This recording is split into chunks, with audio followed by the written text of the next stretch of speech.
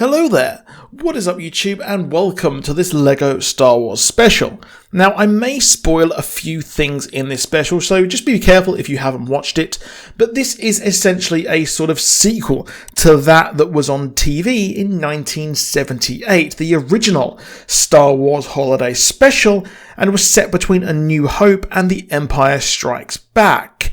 Now, George Lucas was trying to manage this all the while filming Empire Strikes Back. That special centers all around Life Day, a Wookiee holiday to celebrate life and the planet of Kashyyyk's many different and diverse life forms. You will know that if you've played a few of the games. Now, the special was beyond terrible, with just some absolutely bizarre moments, but it was sort of well received at the time, but unfortunately it has aged like a tuna sandwich in a hot room.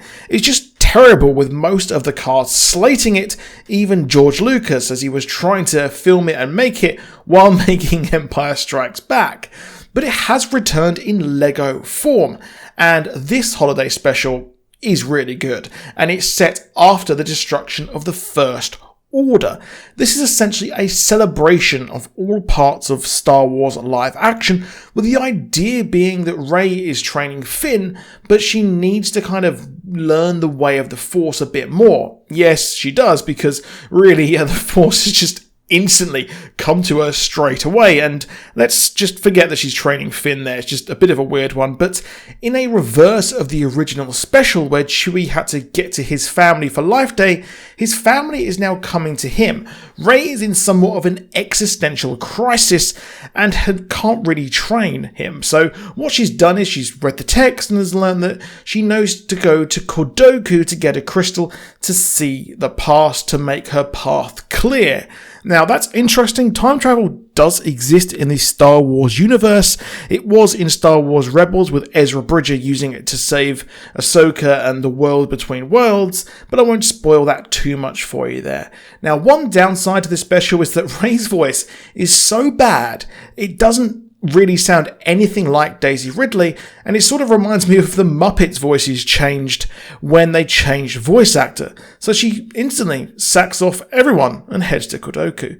Now, I had zero expectations when putting this on, and only turned it on while my family were eating dinner, but it's a total joy for those who have just seen the movies, or even those who consume Star Wars like they're a white girl in Revs smashing lines.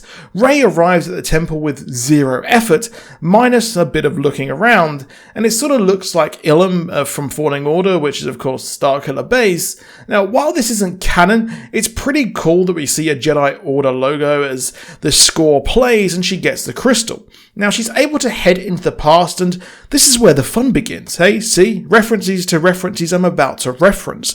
The movie acts sort of like a Robot Chicken or Family Guy Blue Harvest style show, where it just pokes fun at the show and fans' thoughts on things that happened in the movies.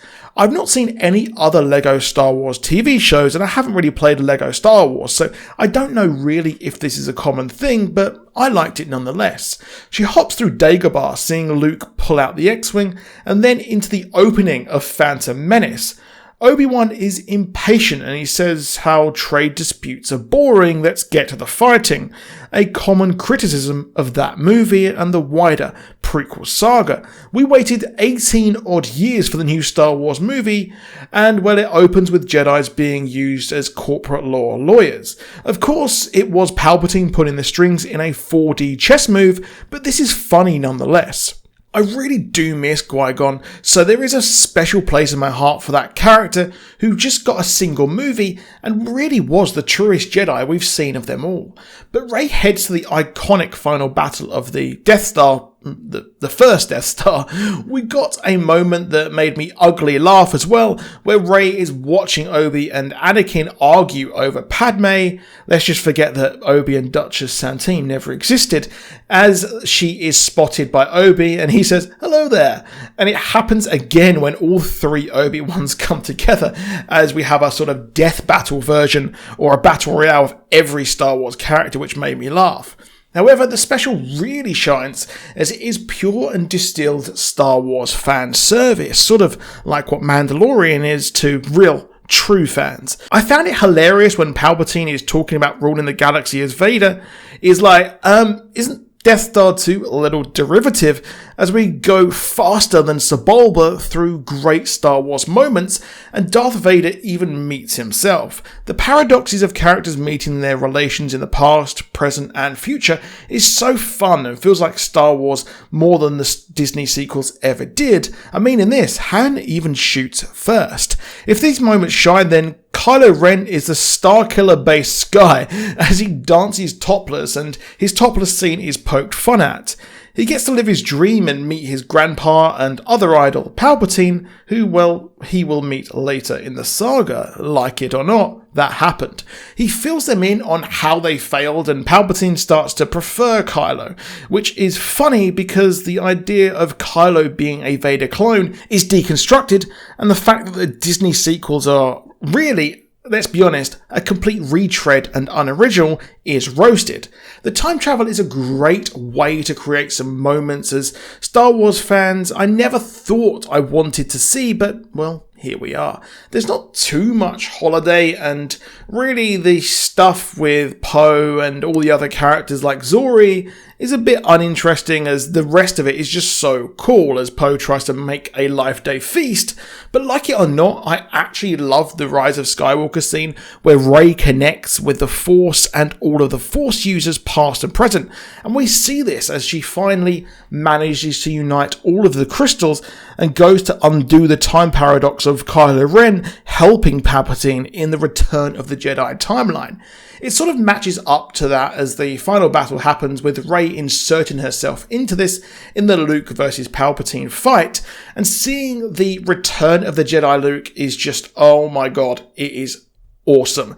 That moment in that movie where he has the black suit is just one of my favourite moments in all of Star Wars. But we see Palpatine chucked through the reactor shaft as Rey places everyone back in their timelines. She's learnt how to train a Jedi, but while that part was a bit weak and a bit kind of forced, just like most of Rey's story, the journey was so much fun, and we got to see Chewie's family again, and this even absolves the original holiday special, as we got this surprising, bizarre piece of fan service at a time when the movie series is almost universally hated by OG Star Wars fans, and the verifieds are sadly now turning on Mandalorian, exposing them for not really being true Star Wars fans. This is, as someone who has watched the franchise since the early 90s, pre-director's cut, I have my credential, and in my opinion, this is one of the greatest pieces of Star Wars I've ever seen, and I never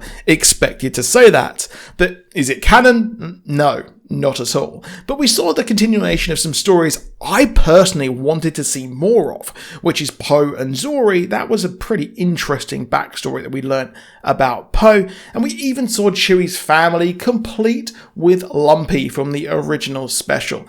There is something for everyone here, and who thought it would be born out of one of the worst parts of the Star Wars pantheon?